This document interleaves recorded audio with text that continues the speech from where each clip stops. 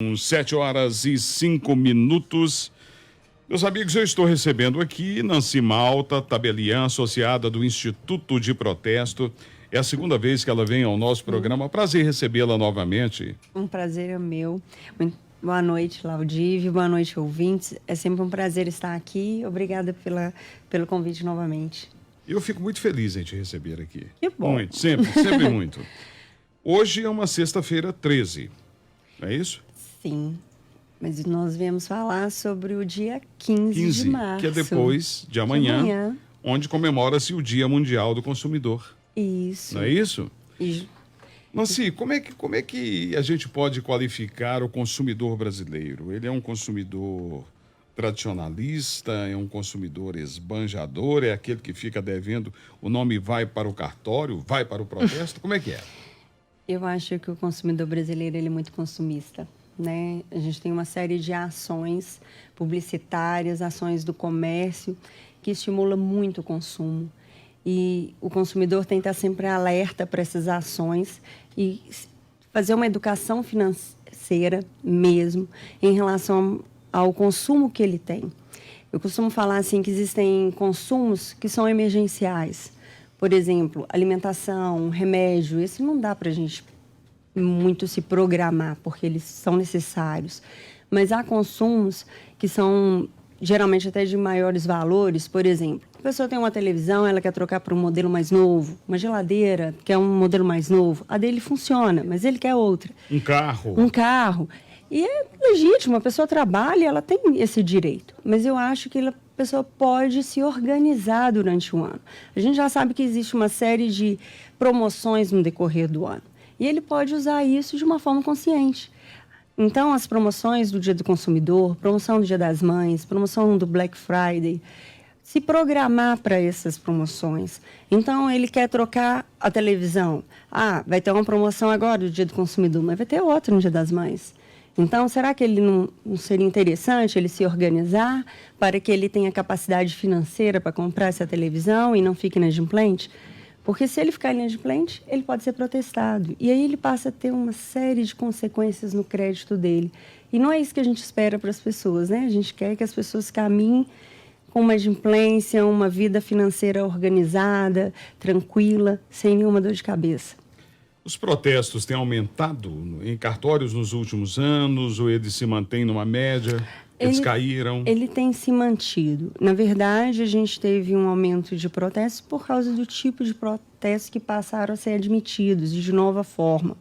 Por exemplo, antes o credor ele tinha que antecipar os valores para apresentar protesto. Então, ele tinha uma dívida, ele recebeu um calote de um devedor e, mesmo assim, ele tinha que ir lá e fazer um pagamento no cartório de protesto para que ele tivesse aquela dívida protestada. E hoje, ele não tem que fazer isso mais. Então, ele pode apresentar essa dívida a protesto, só levar o documento e ele não tem que efetuar nenhum tipo de pagamento. O devedor, quando for pagar a dívida, é que vai pagar as custas do protesto. Então, o credor passou a ser muito vantajoso apresentar protesto. Isso acabou incentivando esse volume de títulos que são apresentados a protesto. Então, as pessoas têm que estar cada vez mais conscientes disso e se organizar para que ele não esteja numa situação de inadimplência e sujeito a um protesto. Porque se ele tiver um título protestado, ele pode ter diversas dificuldades de crédito. Então, ele não vai conseguir fazer um empréstimo, não vai conseguir fazer um financiamento de uma casa, de um automóvel. Ele passa a ter diversas consequências na área financeira, bancária mesmo. Ele não consegue retirar cartão de crédito, talão de cheque. Então, é uma vida um pouco complicada do ponto de vista do crédito. E as pessoas, normalmente, elas precisam disso no dia a dia da vida financeira de uma pessoa. Ô Nancy, por exemplo, a pessoa compra, vamos criar aqui uma situação qualquer. Ela comprou uma geladeira para pagar em 12 vezes. Sim. E na terceira ela já não está conseguindo pagar mais. Aí já não paga a quarta, a quinta. Qual que é o espaço de tempo para que o credor possa acionar aquele que fez o crédito em um cartório? Legalmente, a partir do dia seguinte ao vencimento. Então, se dia? Um dia. Se ele venceu hoje, amanhã ele já pode protestar. Na prática, o comércio, de modo geral, cada empresa determina o seu prazo para protesto, justamente porque ele percebe que muitas vezes a pessoa não paga porque esqueceu, perdeu o boleto. Ah, me perdi, que era até o dia 10 e hoje é dia 11. Eu esqueci uma conta que eu tinha que pagar ontem. E ele sabe que as pessoas esquecem mesmo. O dia a dia, hoje em dia, são tantas tarefas, né? Um mundo de muitas atividades, muitos compromissos. Então, muitos credores colocam, por vezes, 10 dias após o vencimento, alguns 20 dias após o vencimento. Ele coloca, geralmente, na instrução do boleto, protesto em 10 dias, protesto em 20 dias. Legalmente, ele poderia a partir do dia seguinte, mas os credores, de um modo geral, acabam esperando um tempo maior, justamente porque ele acredita nessa boa-fé do consumidor, né? A gente percebe que o brasileiro ele é muito adimplente, né? O brasileiro, ele, de um modo geral, o nível de inadimplência ainda é muito pequeno perto da quantidade de adimplência que a gente tem no comércio. O brasileiro é bom pagador. É um bom pagador. As pessoas, às vezes, acham o contrário, porque é muito fácil noticiar a inadimplência, mas as pessoas não noticiam a adimplência. E é isso que estrutura o comércio. Quando você chega numa loja, as lojas de shopping, uma loja de comércio no centro, a maioria está funcionando normalmente. Ela tem problema de inadimplência? Tem, mas isso é pequeno. Perto do volume que ela negocia, é muito pequeno. Até porque, se fosse grande, ela nem conseguiria existir.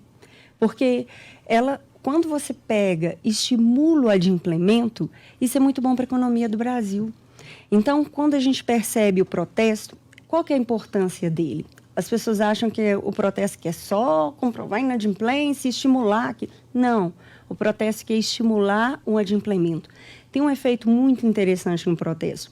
A gente percebe alguns credores relatando que depois que ele tomou a postura de protestar, o nível de adimplemento normal dele cresceu muito, porque os clientes passaram a ver que ele protesta, então ele começou a ser mais regular.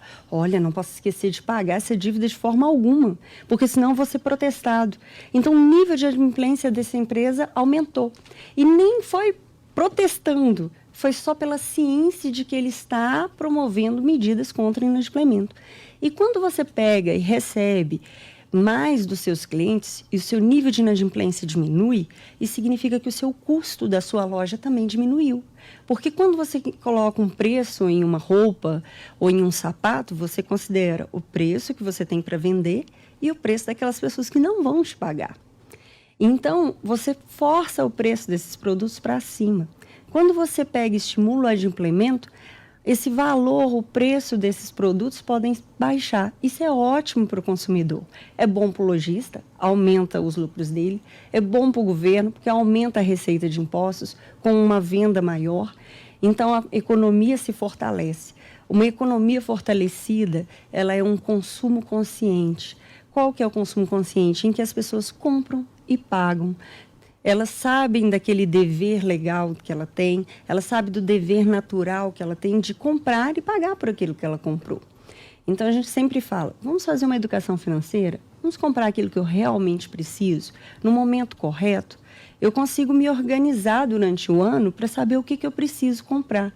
Antecipar alguns gastos. Alguns, igual eu te falei, eles são inevitáveis. A pessoa adoeceu, eu preciso comprar um remédio emergencial, não tem como evitar. Mas há gastos que conseguem paulatinamente, por exemplo, uma roupa nova. Isso você consegue enrolar em mais um mês, 2 meses para comprar e você ter o valor correto para fazer aquele pagamento e não ficar inadimplente. Nancy, se você esquece de pagar a conta de luz, a companhia energética em qualquer estado do país, ela é implacável. Se você esquece de pagar a conta da água, também é implacável. Quando você paga o IPVA para mais e depois há uma discussão na justiça, o IPVA diminui, você não recebe. Como é que é isso? E é uma questão de organização do governo, né? A gente você percebe quer dizer, que... o cidadão é obrigado a pagar ao Estado. Sim. Agora, quando o Estado deve aí... A legislação no Brasil, ela tem uma série de requisitos, até porque a gente pensa que o governo somos nós, né? Muitas vezes a gente olha o governo e pensa que ele está analisando como se fosse uma terceira pessoa. O governo é todo mundo, cada brasileiro é um pedaço do governo. E aí, na hora de você decidir as legislações do governo, você tem que analisar em relação à coletividade. Essa coletividade impõe uma série de obrigações. Dentre elas, uma fiscalização do recurso financeiro. Dentre elas, uma programação de pagamento. Então, quando você paga maior um IPVA, você vai ter que submeter a legislação de direito administrativo, que ela é um pouco diferente. Então, quando você pagou esse valor maior, existe uma série de situações. Você pode compensar esse valor maior por um tributo que você tenha que pagar no ano seguinte, ou então você pode pegar e pedir a restituição desse valor. Você tem que receber essa restituição desse valor que você pagou a mais. O que acontece é que isso não vai ser muito rápido, por se tratar de um dinheiro público. Então, ele tem uma série de procedimentos que tem que ser observado. Por quê? Porque você tem um controle de um dinheiro público que não pode pegar e sacar da conta para entregar para a pessoa. Então, ele vai ter que se sujeitar a esse tempo realmente do governo devolver para ele esse dinheiro. Você lembra, foi o seguro obrigatório que foi cobrado a mais há 2 anos, foi isso? Foi IPVA ou foi seguro obrigatório? Foi uma coisa desse tipo, assim. Coisinha à toa. Pagamos um pouquinho a mais, R$2, 2 e pouco a mais. Ninguém recebeu de volta. Eu não conheço ninguém que tenha recebido. Mesmo não recebi.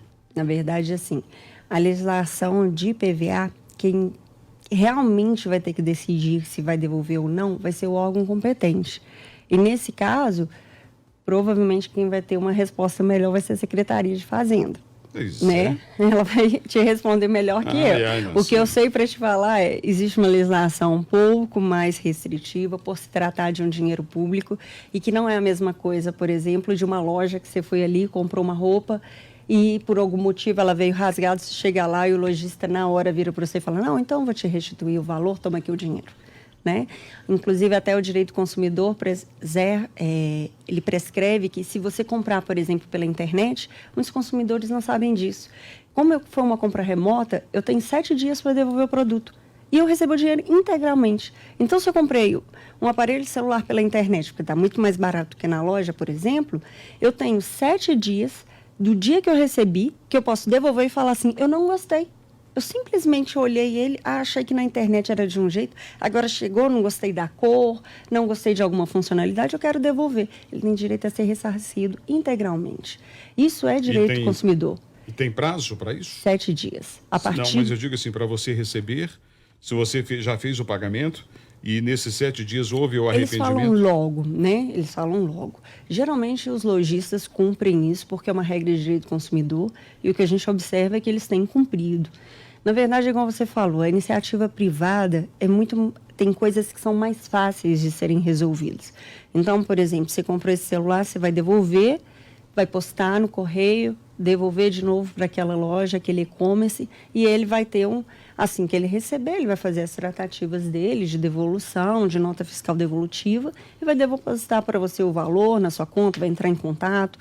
E geralmente isso não demora, não. Eu estou para te falar assim, que geralmente, pelo que eu tenho conhecimento, uma série assim de 1 mês, 2 meses, você já está recebendo esse valor de volta. Já está ressarcido. Já está ressarcido. Isso é a prática do comércio, né? Geralmente o comércio tem cumprido, até porque tem uma legislação consumerista muito severa, e a gente percebe que o trabalho do PROCON é muito bem feito e ele acaba realmente fazendo cumprir. Nancy, uma última pergunta. Vocês farão no dia 15 ou posteriormente alguma ação comemorativa, alguma coisa nesse sentido? Olha, para protesto a gente tem feito uma série de notícias, né, a respeito do direito do consumidor, justamente para incentivar esse consumo consciente. A gente até tem vários canais que a gente disponibiliza, inclusive no site www.protestamg.com.br, e nesse site tem uma série de instruções, justamente falando sobre essa educação financeira que os consumidores têm que ter. A gente fala sobre a consulta gratuita de protesto.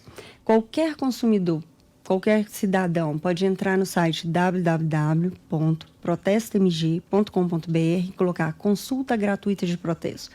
Ele digita o CPF dele e sabe se em qualquer lugar do Brasil tem algum protesto em nome dele. Então, assim, é um serviço gratuito, colocado à disposição do cidadão. as pessoas às vezes perguntam, mas que dívida que pode ser protestada? Eu te digo, todas as dívidas podem ser protestadas. O que modifica? Se uma pessoa, por exemplo, pegar e eu chegar para você e falar, vamos alugar essa casa aqui, verbalmente, isso pode ser protestado? Não, porque a gente decidiu isso verbal. Eu vou exigir o quê? O contrato de aluguel. Na verdade, o protesto vai analisar sempre o documento que você possui. Então, você tem que formalizar essa dívida, de alguma forma, para ela ter ingresso no protesto. E isso é uma segurança para o devedor, porque ele não vai ser surpreendido por um credor que talvez até de má fé pegue e fala, olha, você convencionou foi R$600, não foi 400 não. Está escrito, não tem como questionar. É uma segurança para o devedor. O protesto ele tem uma série de requisitos e quando ele está estudando isso, ele pega e olha o documento, ele analisa a dívida, verifica por uma análise pormenorizada, por um profissional do direito, verifica se ele tem todos os requisitos legais, isso gera uma segurança para o devedor.